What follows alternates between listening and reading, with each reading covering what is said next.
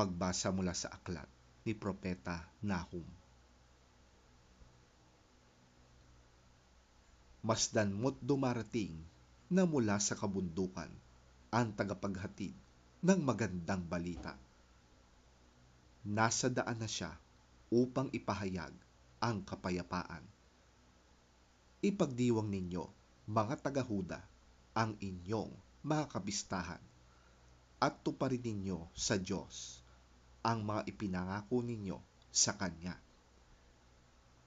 Hindi na kayo muling sasakupin ng masasama, sapagkat lubusan na silang nawasak. Sapagkat papanumbalikin na ni Yahweh ang kadakilaan ng Israel, gaya noong panahong hindi pa sila nilulusob ng mga kaaway. Tiyak na ang iyong pagkawasak, lunsod ng mga sinungaling at mamamatay tao, puno ng kayamanang mananakaw at masasamsam. Lumalagapak ang mga latigo, dumadagundong ang mga gulong, humahagibis ang mga kabayo, rumaragasa ang mga karwahe. Sumusugod ang mga ngabayo, kumikinang ang kanilang espada, kumikislap ang dulo ng sibat. Nakabunton ang mga bangkay, di mabilang ang mga patay. Sa mga ito'y natatalisod ang mga nagdaraan.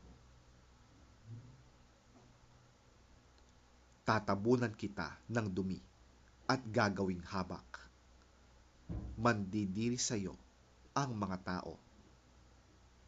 Lalayon ka ng lahat ng makakakita sa iyo. Sasabihin nila, wasak na ang Ninive. Sino ang magmamalasakit sa kanya? Sino ang aaliw sa kanya?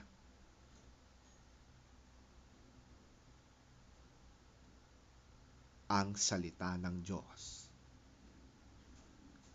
Salamat sa Diyos.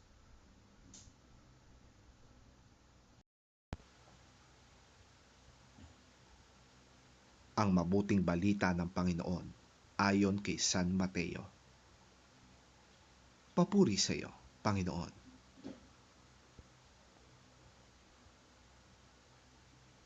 Sinabi ni Jesus sa kanyang mga alagad, ang sino mang nagnanais sumunod sa akin ay kinakailangang itakwil niya ang kanyang sarili, pasanin ang kanyang krus, at sumunod sa akin. Ang naghahangad na magligtas ng kanyang buhay ay mawawalan nito. Ngunit ang mawalan ng kanyang buhay alang-alang sa akin ay magkakamit nito. Sapagkat ano ba ang mapapala ng isang tao? Makamtan man niya ang buong daigdig, ngunit mapapahamak naman ang kanyang sarili. Ano ba ang maibabayad ng isang tao para mabawi niya ang kanyang buhay? Sapagkat darating ang anak ng tao na kasama ang kanyang mga anghel at taglay ang dakilang kapangyarihan ng kanyang ama. Sa panahong yoy, gagantimpalaan niya ang bawat tao ayon sa ginawa nito.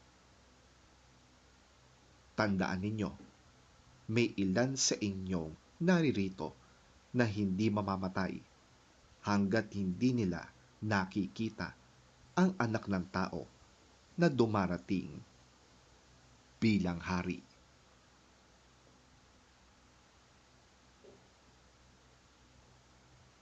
Ang mabuting balita ng ating Panginoon. Pinupuri ka namin, Panginoong Hesukristo.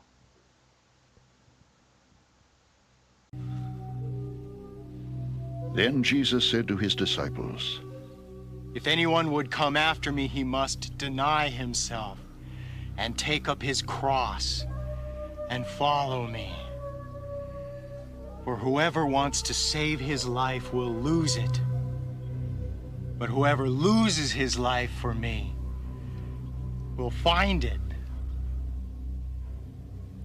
What good will it be for a man if he gains the whole world, yet forfeits his soul? Or what can a man give in exchange for his soul?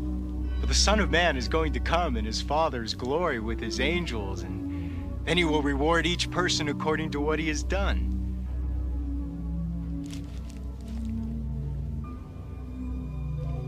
I tell you the truth. Some who are standing here